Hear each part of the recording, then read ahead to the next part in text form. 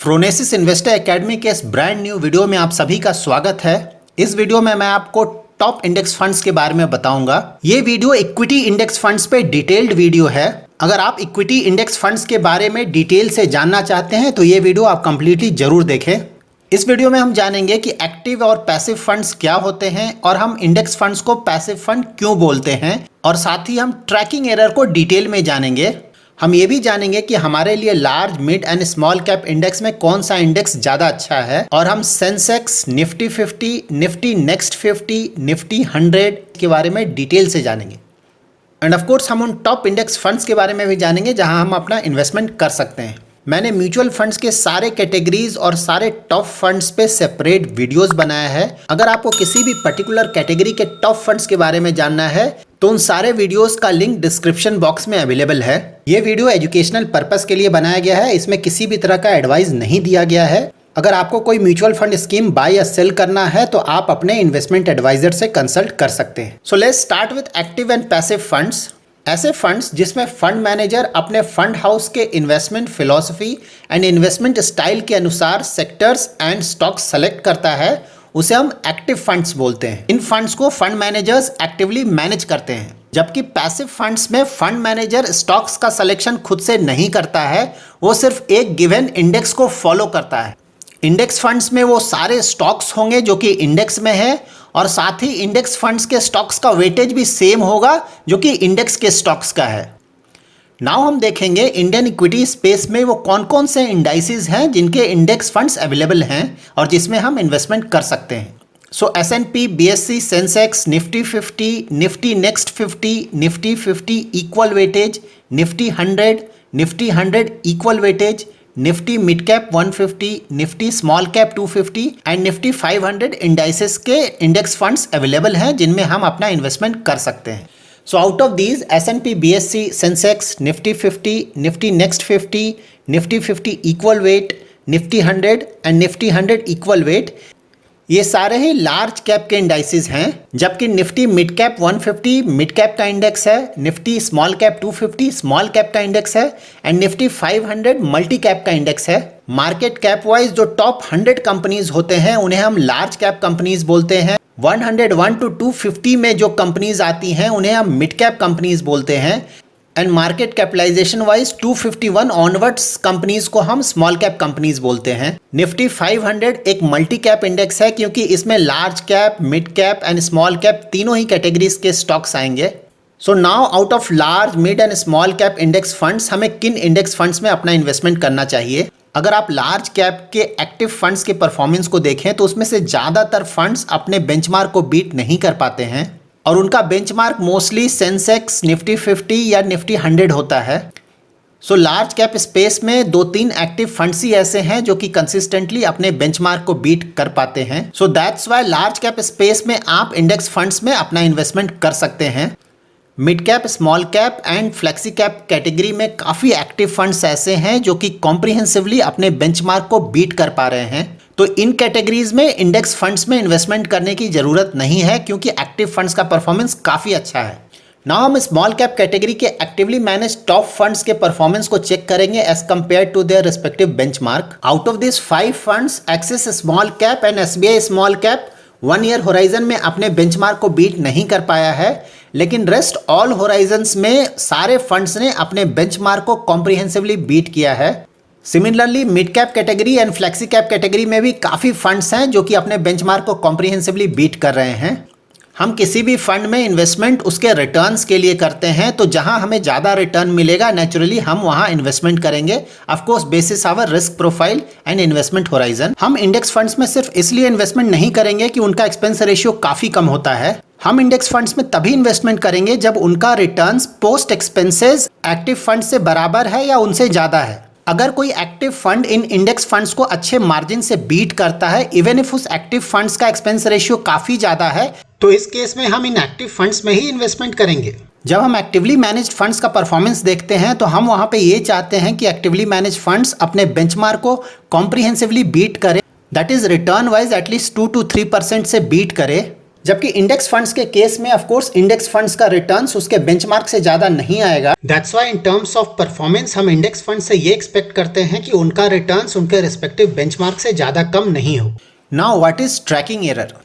Tracking error से हमें पता चलता है कि कोई पर्टिकुलर फंड अपने इंडेक्स को कितनी अच्छी तरह से रिप्लिकेट कर पा रहा है। ट्रैकिंग एरर कम है मींस वो पर्टिकुलर फंड अपने इंडेक्स को काफी अच्छी तरह से रिप्लिकेट कर रहा है। जिन इंडेक्स फंड्स का ट्रैकिंग एरर कम होगा उन फंड्स को हम अच्छे फंड्स बोल सकते हैं। बट अगेन ट्रैकिंग एरर सिर्फ वन पैरामीटर है। ओनली ट्रैकिंग एरर के बेसिस पे हम किसी इंडेक्स फंड्स में इन्वेस्टमेंट नहीं करेंगे। बेस्ट इंडेक्स फंड सेलेक्ट करने के लिए हम ट्रैकिंग एरर के साथ ही उस फंड का expense ratio and AUM that is asset under management भी चेक करेंगे। Of course tracking error and expense ratio जितना कम होगा उस फंड का परफॉर्मेंस उतना अच्छा माना जाएगा।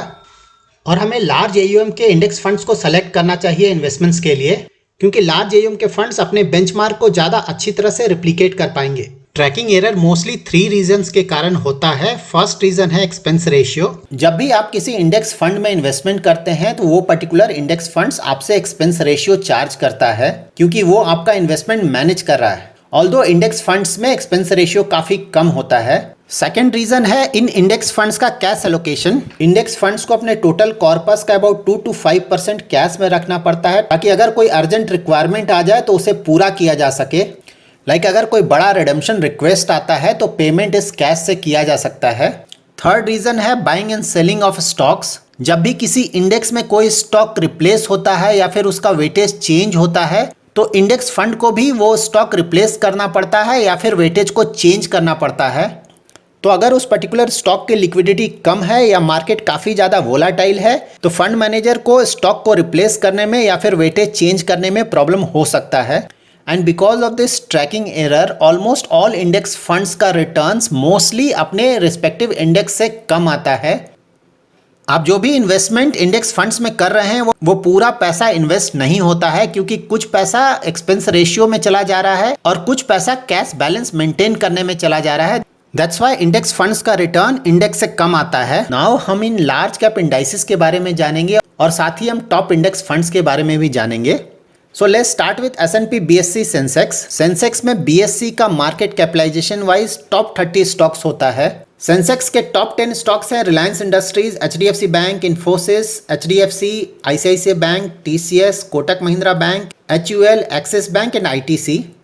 5 इंडेक्स फंड्स हैं जो कि S&P BSE बेंचमार्क को फॉलो करते हैं। ये फंड्स हैं HDFC index Sensex fund, ICICI prudential Sensex index fund, LIC MF index Sensex fund, Nippon India index Sensex and Tata index Sensex fund.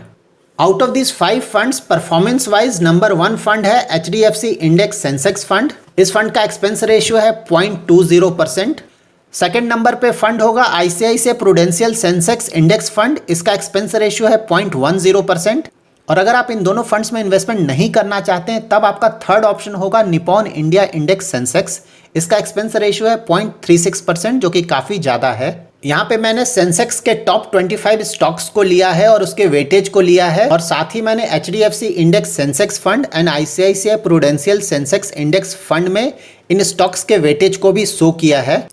अगर आप इन स्टॉक्स के परसेंटेज वेटेज को कंपेयर करेंगे you can easily figure out that HDFC index Sensex fund Sensex 30 के stocks को ज़्यादा अच्छी तरह से रिप्लिकेट कर पा रहा है as compare to ICICI Pru Sensex index fund. Now हम निफ्टी 50 बेंचमार्क को फॉलो करने वाले टॉप फंड्स के बारे में जानेंगे।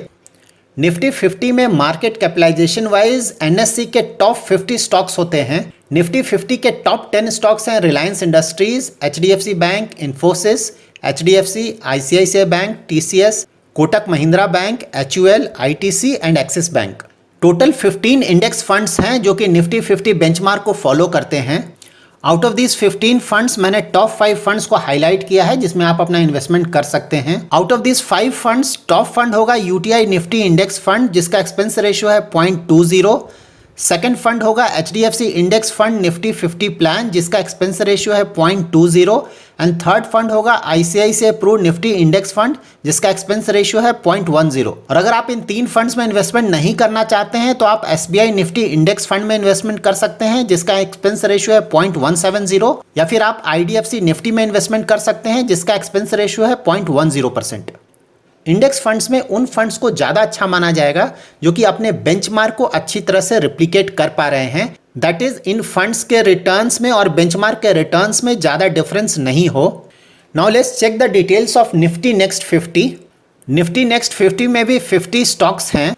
निफ्टी 100 के टॉप 50 स्टॉक्स को हम निफ्टी 50 बोलते हैं एंड नेक्स्ट 50 स्टॉक्स को हम निफ्टी नेक्स्ट 50 बोलते हैं। निफ्टी नेक्स्ट 50 के टॉप 10 स्टॉक्स हैं Adani Green Energy, Adani Enterprises, Avenue Supermarts, Vedanta, Info Edge, Godrej Consumer Products, ICICI Lombard General Insurance Company, Adani Transmission, Pidilite Industries and Apollo Hospitals. Total 6 index funds हैं जो कि निफ्टी नेक्स्ट 50 बेंचमार्क को फॉलो करते हैं। Out of this 6 funds top fund होगा UTI Nifty next 50 index fund, इसका expense ratio है 0.32% and second fund होगा ICICI Pru Nifty next 50 index fund, इसका एक्सपेंस रेशियो है 0.39%।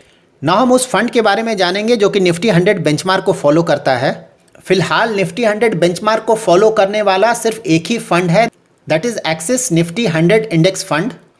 इस फंड का एक्सपेंस रेशियो है 0.15%। तो अगर आप निफ्टी 100 इंडेक्स फंड में इन्वेस्टमेंट करना चाहते हैं तो आप इस फंड में इन्वेस्टमेंट कर सकते हैं क्योंकि आपके पास कोई दूसरा ऑप्शन नहीं है।